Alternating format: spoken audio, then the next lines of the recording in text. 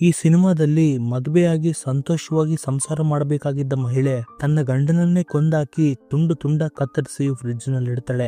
ಅದೇ dead ಬಾಡಿಯಿಂದಲೇ super ಆಗಿ ಅಡಿಗೆ ಮಾಡಿ ನಾಯಿಗಳಿಗೆ ಕೊಡ್ತಾಳೆ. ಇದನ್ನ ಯಾವ ಪೊಲೀಸ್ ಕೂಡ ಕಂಡುಹಿಡಿಯಕ್ಕಾಗಲ್ಲ. ಇಂಥ ಇನ್ಸಿಡೆಂಟ್ ನ ಹಿಂದೆ ಇರೋ ಬಲವಾದ ಕಾರಣ ತಿಳಿಯಕ್ಕೆ ಜೆಂಟಲ್ ವುಮೆನ್ ಅನ್ನೋ ಸಿನಿಮಾ ಸ್ಟೋರಿನ ಕೊನೆವರೆಗೂ ಕೇಳಿ.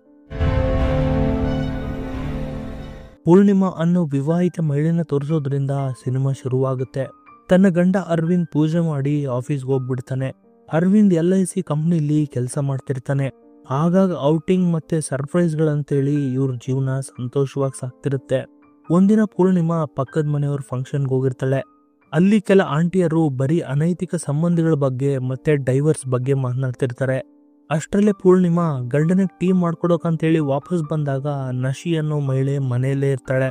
ಇದನ್ನ ನೋಡಿ ಪೂರ್ಣಿಮಾ ಶಾಕ್ ಆದಾಗ, ನನ್ನ ಹೆಸರು ನಶಿ, ನಾವು ಪಕ್ಕದ ಮನೆಯವರು, ನೀವ್ ಈ ಮನೆಗೆ ಹೊಸದಾಗಿ ಬಂದಿದ್ದೀರಾ ಅಂತ ಗೊತ್ತಾಯ್ತು, ಅದಕ್ಕೆ ಮಾತನಾಡ್ಸಕ್ಕೆ ಅಂತ ಬಂದೆ ಅಂತ ಹೇಳ್ತಾಳೆ. ಆಗ್ಲೇ ಅರವಿಂದ್ ಕೈಯಲ್ಲಿ 2 ಟೀ ಕಪ್ ನೋಡಿ ಮತ್ತೆ ಪೂರ್ಣಿಮಾ ಶಾಕ್ ಆಗ್ತಾಳೆ. ಮದುವೆ ಆಗಿ 3 ತಿಂಗಳಾದ್ರೂ ಒಂದಿನ ಕೂಡ ಕಿಚನ್ ಕಡೆ ಬಂದಿಲ್ಲ, ಅಂತದ್ರಲ್ಲಿ ಟೀ ಹೇಗ್ ಮಾಡಿದ್ರು ಅಂತ ಅನ್ಕೋತಾಳೆ. ಇನ್ನು ಮಾತನಾಡಿ ಮನೆಯಿಂದ ಹೊರಗೆ ಹೋಗುವಾಗ ಅರವಿಂದ್ ಕೈ ಹಾಕಿ ಕಳಿಸ್ಕೊಡ್ತಿದ್ರು ಕೂಡ ಪೂರ್ಣಿಮಾ ನೋಡಿ ಸೈಲೆಂಟ್ ಆಗಿರ್ತಾಳೆ. ಆಕೆಯ ಮನ್ಸಲ್ಲಿ ಇದನ್ನೇ ಆಲೋಚನೆ ಪಡ್ತಾ ಬೇಜಾರ್ ಪಡ್ತಿರ್ತಾಳೆ.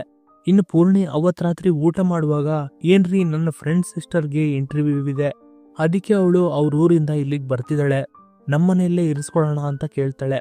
ಅದಕ್ಕೆ ಅರವಿಂದ್, ಓಕೆ, ನಿನಗೂ ಕೂಡ ಮನೆಯಲ್ಲಿ ಬೇಜಾರ್ ಅನ್ಸಲ್ಲ, ಅದರಲ್ಲಿ ನಾನ್ ಕೂಡ ಕೆಲ್ಸದ ಮೇಲೆ 3 ದಿನ ಆಚೆ ಹೋಗ್ತಿದ್ದೀನಿ, ನಿನಗೂ ಒಂದ್ ಸಪೋರ್ಟ್ ಸಿಕ್ಕಂಗ್ ಆಗತ್ತೆ ಅಂತ ಹೇಳಿ ಒಪ್ಪಿಗೆ ಕೊಡ್ತಾನೆ. ಆಗ ಪೂರ್ಣಿಯ ಫ್ರೆಂಡ್ ದೀಪಾ ಊರಿಂದ ಬರ್ತಾಳೆ. ಅದೇ ದಿನ ಅರವಿಂದ್ ಬೇರೆ ಊರಿಗೆ ಹೋಗೋಕೆ ರೆಡಿ ಆಗ್ತಾ ದೀಪನ ಪರಿಚಯ ಮಾಡ್ಕೋತಾನೆ. ದೀಪನ ನೋಡಿದ ತಕ್ಷಣ ನಮ್ಮವನ್ಗೆ ಮನ್ಸಲ್ಲೇ ಲಡ್ಡು ಬಿದ್ದಂಗಾಗತ್ತೆ. ಇನ್ನು ಮಾತನಾಡಿ, ಪೂರ್ಣಿ, ನೀನು ಕೂಡ ಗುಡಿಗೆ ಹೋಗ್ಬೇಕು ಅಂತಿದ್ಯಲ್ಲ, ಬಾ ನಿನ್ನ ಡ್ರಾಪ್ ಮಾಡ್ತೀನಿ ಅಂತ ಹೇಳಿ ಕಾರಲ್ಲಿ ಕೂರ್ಸ್ಕೊಂಡು ಹೋಗ್ತಿರುವಾಗ, ಅಯ್ಯೋ ಫೋನ್ನ ಮನೆಯಲ್ಲೇ ಮರ್ತು ಬಂದ್ಬಿಟ್ಟಿದೀನಿ, ನೀನಾದ್ರೂ ನೆನಪು ಮಾಡ್ಬೋದಿತ್ತಲ್ವಾ, ಸರಿ ನಾನು ಹೋಗಿ ಮೊಬೈಲ್ ತರ್ತೀನಿ, ನೀನ್ ಆಟೋ ಅಲ್ಲೇ ಗುಡಿಗೆ ಹೋಗ್ಬಿಡು ಅಂತ ಹೇಳಿ ಕಳಿಸ್ಬಿಡ್ತಾನೆ. ಇನ್ನು ಮನೆಗೆ ವಾಪಸ್ ಬಂದು ಫೋನ್ ತಗೊಂಡು ತನಗೆ ಹುಷಾರಿಲ್ವೇನೋ ಅನ್ನೋ ತರ ನಟಿಸ್ತಿರ್ತಾನೆ. ಆಗ ದೀಪ ನೋಡಕ್ ಬಂದಾಗ ಸ್ವಲ್ಪ ಬಿಸಿನೀರು ಕೊಡು ಅಂತ ಕೇಳ್ತಾನೆ. ಇನ್ನು ದೀಪ ಬಿಸಿನೀರು ಕಾಯಿಸ್ತಿರುವಾಗ ಹಿಂದೆಯಿಂದ ಅರವಿಂದ್ ಬಂದು ಆಕೆ ಜೊತೆ ಟಪಾಟಪ್ ಮಾಡಕ್ ಹೋಗ್ಬಿಡ್ತಾನೆ. ಇನ್ನು ಬೈದಿಂದ ದೀಪ ಸಡನ್ ಆಗ ಬಾಂಡ್ಲಿನೇ ಅರವಿಂದ್ ತಲೆ ಮೇಲೆ ಆಗ್ಬಿಡ್ತಾಳೆ. ಇನ್ನು ಅರವಿಂದ್ ಕಂಟ್ರೋಲ್ ತಪ್ಪಿ ಗ್ಯಾಸ್ ಕಟ್ಟೆಗೆ ತಗಲ್ಸ್ಕೊಂಡು ಅಲ್ಲೇ ಮೂರ್ಛೋ ಕೆಳಗ್ ಬಿದ್ಬಿಡ್ತಾನೆ. ಇನ್ನು ಸ್ವಲ್ಪ ಹೊತ್ತಾದ್ಮೇಲೆ ವಾಪಸ್ ಬಂದ ಪೂರ್ಣಿ ಈ ಸೀನ್ ನೋಡಿ ಶಾಕ್ ಆಗ್ಬಿಡ್ತಾಳೆ. ಟೆನ್ಷನ್ ನಿಂದ ಏನ್ ಮಾಡ್ದಿ ಅಂತ ಕೇಳ್ತಾಳೆ. ಗಂಡನ ಎಬ್ಸಕ್ ನೋಡಿದ್ರು ತನ್ನ ಬಾಡಿಲಿ ಮೂವ್ಮೆಂಟೇ ಇರಲ್ಲ. ಇಷ್ಟಲ್ಲೇ ಅರವಿಂದ್ ಫೋನ್ ರಿಂಗ್ ಆಗುತ್ತೆ. ಫೋನ್ ಮಾಡಿದ ಹುಡುಗಿ ಆನಾ. ಕಾಲ್ ಲಿಫ್ಟ್ ಮಾಡಿದಾಗ, ಬೇಬಿ ಎಲ್ಲಿದ್ಯಾ, ಗೋವಾ ಹೋಗಕ್ಕೆ ಲೇಟ್ ಆಗ್ತಿದೆ, ನಾನು ಏರ್ಪೋರ್ಟ್ ಅಲ್ಲೇ ಕಾಯ್ತಾ ಕೂತಿದ್ದೀನಿ, ಬರುವಾಗ ಪ್ಯಾಡ್ಸ್ ತಗೊಂಡ್ ಬಾ, ನನಗ್ ಪೀರಿಯಡ್ಸ್ ಬಂದಿದವೆ ಅಂತ ಹೇಳ್ತಾಳೆ. ಇದನ್ ಕೇಳಿ ಪೂರ್ಣಿಮಾ ಶಾಕ್ ಆಗ್ಬಿಡ್ತಾಳೆ. ಸಡನ್ ಆಗಿ ಅರವಿಂದ್ ವಾಟ್ಸಪ್ ಓಪನ್ ಮಾಡಿ ಚೆಕ್ ಮಾಡ್ತಾಳೆ. ಅದರಲ್ಲಿ ಅರವಿಂದ್ ಮತ್ತೆ ಆನಾ ಇಬ್ರು ಡೇಟಿಂಗ್ ಮಾಡ್ತಿದ್ದಾರೆ ಅಂತ ವಿಷಯ ತಿಳಿಯುತ್ತೆ. ನಾನ್ ಕೆಲ್ಸದ ಮೇಲೆ 3 ದಿನ ಆಚೆ ಹೋಗ್ತಿದ್ದೀನಿ ಅಂತ ಹೇಳಿ ಈ ಪ್ಲಾನ್ ಮಾಡ್ಕೊಂಡಿದ್ದಾನೆ ಅಂತ ಪೂರ್ಣಿಮಾ ಬಹಳ ಬೇಜಾರ್ ಪಡ್ತಾಳೆ. ಇನ್ ಪೂರ್ಣಿಗೆ ಎಷ್ಟು ಸಿಟ್ಟು ಬರುತ್ತೆ ಅಂದ್ರೆ ಆ ವಿಷಯ ಕೇಳಿ ಪಕ್ಕಗಿದ್ದ ಕುಡುಗೋಲ್ ತಗೊಂಡು ತನ್ನ ಕುತ್ತಿಗೆನೆ ಕೊಯ್ದ್ ಬಿಡ್ತಾಳೆ. ಅರವಿಂದ್ ಅಲ್ಲೇ ಪೂರ್ತಿಯಾಗಿ ಸತ್ತೋಗ್ಬಿಡ್ತಾನೆ. ಇನ್ ಕೈಯೆಲ್ಲ ತೊಳ್ಕೊಳ್ಳುವಾಗ ಡೋರ್ ಬೆಲ್ ಕೇಳಿಸಿ ಬೇಗ ತೊಳ್ಕೊಂಡು ಬಾಗಿಲು ತೆಗಿತಾಳೆ. ವಾಚ್ಮ್ಯಾನ್ ಬಂದು, ಮೇಡಮ್ ಸಾರ್ ಕಾರ್ ರೋಡಲ್ಲೇ ಇದೆ, ಎಲ್ರಿಗೂ ತೊಂದರೆ ಆಗ್ತಿದೆ, ಬಂದು ಸೈಡ್ಗೆ ಹಾಕ್ತೀರಾ ಅಂತ ಕೇಳ್ತಾನೆ. ಹಾಗೂ ಓಕೆ ನಾನೇ ಬಂದು ತೆಗಿತೀನಿ ಅಂತೇಳಿ ತಾನೇ ಹೋಗಿ ಸೈಡ್ಗೆ ಹಾಕ್ತಾಳೆ. ಇನ್ ಮನೆಗ್ ಬಂದು ಮನೆಯೆಲ್ಲ ಫುಲ್ ಕ್ಲೀನಾಗಿ ತೊಳೆದು ಅರವಿಂದ್ ಡೆಡ್ ಬಾಡಿನ ಫ್ರಿಡ್ಜ್ ಅಲ್ಲಿ ಇಡ್ತಾಳೆ. ಎಲ್ಲ ಆದ್ಮೇಲೆ ತನ್ನ ಬೇಜಾರನ್ನ ಹೊರಗಾಕಕ್ಕೆ ಜೋರಾಗಿ ಅಳ್ತಾಳೆ. ಇನ್ನೊಂದ್ ಕಡೆ ಪೂರ್ಣಿ ದೀಪಾನ, ಇವತ್ತು ನೀನ್ ಇಂಟರ್ವ್ಯೂ ಇದೆ, ನೀನ್ ರೆಡಿಯಾಗಿ ಹೋಗು ಅಂತ ಹೇಳಿದಾಗ ದೀಪ, ನೀನ್ ಇಲ್ಲೇನು ನಡೆದೇ ಇಲ್ಲ ಅನ್ನೋ ತರ ಇದೆಯಲ್ಲ, ಬಾ ಫಸ್ಟ್ ಪೊಲೀಸ್ ಸ್ಟೇಷನ್ಗೆ ಹೋಗೋಣ ಅಂತ ಕರಿತಾಳೆ. ಆಗ ಪೂರ್ಣಿ, ನೀನ್ ಹೇಳಿದ್ದು ಕರೆಕ್ಟೇ, ಆದ್ರೆ ಈ ಸಮಾಜ ಏನ್ ಹೇಳುತ್ತೆ ಅಂದ್ರೆ ಗಂಡ ತಪ್ಪು ಮಾಡಿದ್ರು ಕೂಡ ಹೆಂಡ್ತಿನೇ ನಿಂದಿಸ್ತಾರೆ, ಇಂಥವನ್ಗೋಸ್ಕರ ಕೋರ್ಟ್ ಸುತ್ತ ತಿರುಗೋ ಅವಸರ ಇಲ್ಲ, ನೀನ್ ಇವೆಲ್ಲ ತಲೆ ಕೆಡ್ಸ್ಕೊಳ್ದೆ ನಿನ್ ಇಂಟರ್ವ್ಯೂ ಅಲ್ಲಿ ಬೆಸ್ಟ್ ಆಗಿ ಪರ್ಫಾರ್ಮ್ ಮಾಡು, ಬಾ ನಾನೇ ನಿನ್ನ ಡ್ರಾಪ್ ಮಾಡ್ತೀನಿ ಅಂತ ಹೇಳಿ ಪೂರ್ಣಿನೇ ಇಂಟರ್ವ್ಯೂಗೆ ಡ್ರಾಪ್ ಮಾಡ್ತಾಳೆ. ದೀಪ ಇಂಟರ್ವ್ಯೂ ಅಲ್ಲಿ ಸೆಲೆಕ್ಟ್ ಆಗ್ಬಿಡ್ತಾಳೆ. ಅಲ್ಲಿಂದ ದೀಪನ ಬಸ್ ಸ್ಟಾಪ್ ಅಲ್ಲಿ ಬಿಟ್ಟು ಪೂರ್ಣಿ ಮತ್ತೆ ವಾಪಸ್ ಬರ್ತಾಳೆ. ಇನ್ನು ಹೀಗೆ 2 ದಿನ ಕಳೆದ್ ಬಿಡ್ತವೆ. ಇನ್ನು ಅತ್ತೆ ಫೋನ್ ಮಾಡಿದಾಗೂ ಕೂಡ ಗಂಡ ಕೆಲ್ಸದ ಮೇಲೆ ಊರಿಗೆ ಹೋಗಿದ್ದಾನೆ ಅಂತ ಹೇಳ್ಬಿಡ್ತಾಳೆ. ಮರುದಿನ ಡೋರ್ ಬೆಲ್ ರಿಂಗ್ ಆಗೋದ್ರಿಂದ ಪೂರ್ಣಿಮಾ ಬಾಗಲ್ ತೆಗಿತಾಳೆ. ಅಲ್ಲಿಗೆ ಆನಾನೇ ಬಂದ್ಬಿಟ್ಟಿರ್ತಾಳೆ. ತನ್ನ ವಾಯ್ಸ್ ಕೇಳಿದ ತಕ್ಷಣ ಈಕೆನೇ ಯಾನಾ ಅಂತ ಕಂಡುಹಿಡ್ಬಿಡ್ತಾಳೆ. ಆಗ ಆನಾ, ನಾನು ಅರವಿಂದ್ ಕ್ಲೈಂಟ್ ಅಂತ ಹೇಳ್ತಾಳೆ. ಆನಾ ನೀರ್ ಕೇಳೋದ್ರಿಂದ ಪೂರ್ಣಿ ತನ್ನ ಮದುವೆ ಫೋಟೋ ಇರೋ ಕಪ್ನಲ್ಲೇ ನೀರ್ ಹಾಕೊಡ್ತಾಳೆ. ನನ್ನ LIC ಇನ್ಶೂರೆನ್ಸ್ನ ಅರವಿಂದ್ ಅವರೇ ಮಾಡಿದ್ರು, ಅದಕ್ಕೆ ರಿನಿವಲ್ ಮಾಡ್ಸಕ್ಕಂತ ಬಂದೆ ಅಂತ ಹೇಳ್ತಾಳೆ. ಆಗ ಪೂರ್ಣಿ ಮತ್ತೆ ಅದೇ ಸಮಾಧಾನ ಕೊಡ್ತಾಳೆ.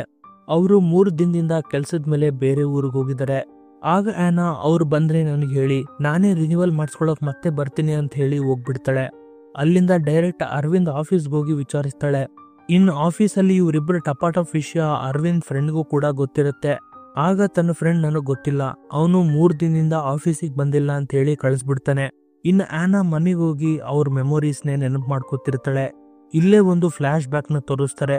ಒಂದು ವೀಕೆಂಡ್ ಅರವಿಂದ್ ಆನಾ ಜೊತೆ ಟಪಾಟಪ್ ಮಾಡಕ್ ಹೋದಾಗ ತನ್ನ ತಾಯಿ ಫೋನ್ ಮಾಡಿ, ನೀನ್ ಮತ್ತೆ ಆ ಯಾನ ಹಿಂದೆನೆ ಹೋಗ್ತಿದ್ಯಾ, ಅವಳು ಸಿಟಿ ಹುಡುಗಿ, ನಿನಗೆ ಸರಿ ಹೋಗಲ್ಲ ಅಂತ ಹೇಳಿನೇ ಪೂರ್ಣಿ ಅನ್ನೋ ಒಳ್ಳೆ ಹುಡುಗಿನ ಕೊಟ್ಟು ಮದುವೆ ಮಾಡಿದೀವಿ, ನೀನ್ ಅಲ್ಲಿಂದ ನಿಮ್ ಮನೆಗೆ ಹೋಗಿ ಪೂರ್ಣಿ ಜೊತೆ ಸಂಸಾರ ಮಾಡು ಅಂತ ಹೇಳ್ಬಿಡ್ತಾಳೆ. ಆದ್ರೆ ಅರವಿಂದ್ ಕಾಲ್ ಕಟ್ ಮಾಡ್ಬಿಡ್ತಾನೆ.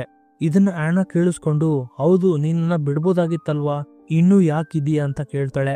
ಆದ್ರೆ ಅರವಿಂದ್ ನಮ್ಮ ಮನೇಲಿ ಹೇಳಿದಾರ ಅಂತ ಮಾತ್ರ ಅವಳನ್ನ ಮದುವೆ ಆಗಿದ್ದೀನಿ, ನಾನ್ ನಿನ್ನನ್ನೇ ಪ್ರೀತಿಸ್ತಿದ್ದೀನಿ ಅಂತ ಹೇಳಿ ತಪ್ಕೋತಾರೆ. ಇನ್ನು ಕತೆ ಪ್ರೆಸೆಂಟಿಗೆ ಬಂದು ಆನಾ ಪೊಲೀಸ್ ಸ್ಟೇಷನ್ಗೆ ಹೋಗಿರ್ತಾಳೆ. ಅರವಿಂದ್ ಅನ್ನೋ LIC ಏಜೆಂಟ್ ನನ್ನ ಹತ್ರ 5 ಲಕ್ಷ ತಗೊಂಡು ಹೊಸ ಪಾಲಿಸಿ ಮಾಡಿಸ್ತೀನಿ ಅಂತ ಹೇಳಿದ್ದ, ಆದ್ರೆ ಅವರು ಈಗ ನನಗೆ ಕಾಣಿಸ್ತಿಲ್ಲ ಅಂತ ಹೇಳಿ ಕಂಪ್ಲೇಂಟ್ ಮಾಡ್ಬಿಡ್ತಾಳೆ. ಇನ್ನು ಪೊಲೀಸ್ ಇನ್ವೆಸ್ಟಿಗೇಷನ್ ಮಾಡ್ತಾ ಅರವಿಂದ್ ಮನೆಗೆ ಹೋಗ್ಬಿಡ್ತಾರೆ.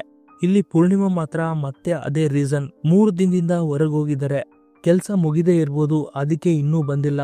ಅವ್ರು ಹೊರಗೆ ಹೋದಾಗ ನನಗೆ ಫೋನ್ ಕೂಡ ಮಾಡಲ್ಲ, ಕೆಲ್ಸದ ಮೇಲೆ ಫುಲ್ ಕಾನ್ಸಂಟ್ರೇಟ್ ಮಾಡ್ತಾರೆ ಅಂತ ಹೇಳ್ಬಿಡ್ತಾಳೆ. ಇನ್ನು ಮನೆಗೆ ಬಂದವ್ರನ್ನ ಫುಲ್ ಕೂಲಾಗಿ ಹ್ಯಾಂಡಲ್ ಮಾಡಿ ಕುಡಿಯೋಕೆ ಜ್ಯೂಸ್ ಕೂಡ ಕೊಡ್ತಾಳೆ. ಇನ್ನು ಪೊಲೀಸರು ಕೂಡ ಎಲ್ಲ ಓಕೆ ಆಗಿದೆ, ಇಲ್ಲೇನೂ ಪ್ರಾಬ್ಲಮ್ ಇಲ್ಲ ಅಂತ ಹೇಳಿ ಹೋಗ್ಬಿಡ್ತಾರೆ. ಮತ್ತೆ ಮರುದಿನ ಆನಾ ಪೊಲೀಸ್ ಸ್ಟೇಷನ್ಗೆ ಬಂದು ಕೇಳ್ತಾಳೆ.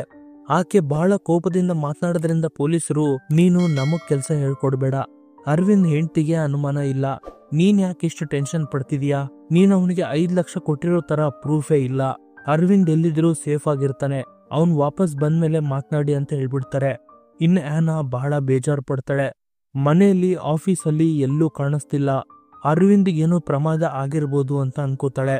ಆನಾ ಫೋರ್ಸ್ ಮಾಡೋದ್ರಿಂದ ಮತ್ತೆ ಪೊಲೀಸರು ಪೂರ್ಣಿ ಮನೆಗೆ ಬರ್ತಾರೆ. ನಿನ್ನ ಗಂಡನ ಮೊಬೈಲ್ GPS ಲಾಸ್ಟ್ ನಿಮ್ ಪಾರ್ಕಿಂಗ್ ಏರಿಯಾದಲ್ಲೇ ಸಿಕ್ಕಿದೆ, ಅದಕ್ಕೆ ಮತ್ತೆ ಬಂದಿದೀವಿ ಅನ್ನೋದ್ರಿಂದ ಕಾರ್ ಕೀ ಕೊಟ್ಟು ಓಪನ್ ಮಾಡಿಸ್ತಾಳೆ. ಆಗ ಫೋನ್ ಚೆಕ್ ಮಾಡಿ ಮನೆಗೆ ಬರ್ತಾರೆ. ಇದನ್ನ ಕೇಳಿಸ್ಕೊಂಡ ಪಕ್ಕದ ಮನೆ ನಶಿ ಬಂದು, ಒಬ್ಬ ಲೇಡಿ ಪೊಲೀಸ್ ಇಲ್ದೆ ಒಂಟಿ ಮಹಿಳೆನ ನೀವ್ ಹೇಗೆ ಎಂಕ್ವೈರಿ ಮಾಡ್ತಿದ್ದೀರಾ ಅಂತೇಳಿ ಅಲ್ಲಿಂದ ಅವ್ರನ್ನ ಕಳಿಸ್ಬಿಡ್ತಾಳೆ.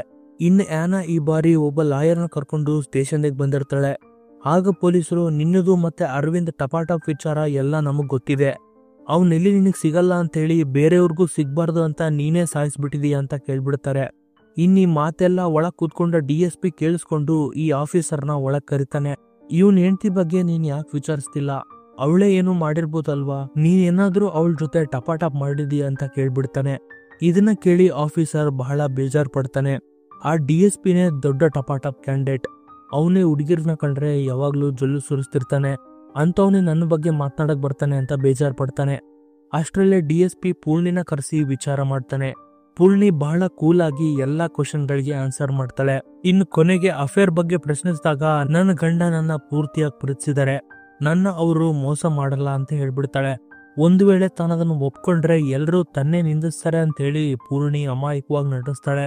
ಹೀಗೆ ಒಂದಿನ DSP ಆನಾ ಮನೆಗೆ ಎಂಕ್ವೈರಿ ಮಾಡಕ್ ಬರ್ತಾನೆ. ಇನ್ನು ಮಾತನಾಡ್ತಾ ಆಕೆ ಜೊತೆನೆ ಟಪಾಟಪ್ ಮಾಡಕ್ ಹೋಗ್ತಾನೆ. ಆದ್ರೆ ಅದೇ ಟೈಮ್ಗೆ ಪೂರ್ಣಿಮಾ ಅಲ್ಲಿಗೆ ಬಂದ್ಬಿಡ್ತಾಳೆ. ಇಲ್ಲಿಗೆ ಸೀನ್ ಕಟ್ ಮಾಡಿ ಆನಾ ಮತ್ತೆ ಪೂರ್ಣಿ ಇಬ್ರು ಮಾತನಾಡೋದನ್ನ ತೋರಿಸ್ತಾರೆ. ಆಗ ಪೂರ್ಣಿ, ನನಗೆ ನಿನ್ನ ಬಗ್ಗೆ ಗೊತ್ತಾದಾಗ ನಾನೇ ನಿನ್ನ ಸಾಯಿಸ್ಬೇಕು ಅನ್ಕೊಂಡೆ, ಆದ್ರೆ ನಾನು ಓದ್ಕೊಂಡಿದ್ದೀನಿ, ಅದಕ್ಕೆ ನಾನು ನಿನ್ನ ಏನೂ ಮಾಡ್ಲಿಲ್ಲ. ಬಹಳ ಸರಿ ಗಂಡ್ಮಕ್ಳು ತಪ್ಪು ಮಾಡಿದ್ರು ಕೂಡ ನಿಂದೆನ ಹೆಣ್ಮಕ್ಳ ಮೇಲೆ ಆಗ್ತಿರ್ತಾರೆ. ಅರವಿಂದ್ ನಿಜವಾಗ್ಲೂ ನೀನ ಪ್ರೀತಿದನೋ ಇಲ್ವೋ ನನಗ್ ಗೊತ್ತಿಲ್ಲ, ಆದ್ರೆ ನಮ್ಮಿಬ್ಬರನ್ನು ಕೂಡ ಮೋಸ ಮಾಡಿದಾನೆ, ಅದಕ್ಕೆ ನಾನೇ ಅವನ್ನ ಕೊಂದಾಕಿದ್ದೀನಿ ಅಂತ ಹೇಳ್ಬಿಡ್ತಾಳೆ. ಇದನ್ನ ಕೇಳಿ ಯಾನ ಶಾಕ್ ಆಗ್ಬಿಡ್ತಾಳೆ. ತಾನ್ ಕೆಮ್ಮೋದ್ರಿಂದ ನೀರ್ ಕೊಡೋಕ್ ಹೋಗ್ತಾಳೆ. ಅದೇ ಟೈಮ್ಗೆ ಫ್ರಿಡ್ಜ್ ಓಪನ್ ಆಗಿ DSP ಡೆಡ್ ಬಾಡಿ ಕಾಣಿಸ್ಬಿಡುತ್ತೆ. ಅಸಲ್ ನಿಜ ಏನಂದ್ರೆ ಆನಾ ತನ್ನನ್ನು ತಾನು ರಕ್ಷಿಸ್ಕೊಳ್ತಿರುವಾಗ DSPನ ಕೊಂದಾಗ್ಬಿಡ್ತಾಳೆ.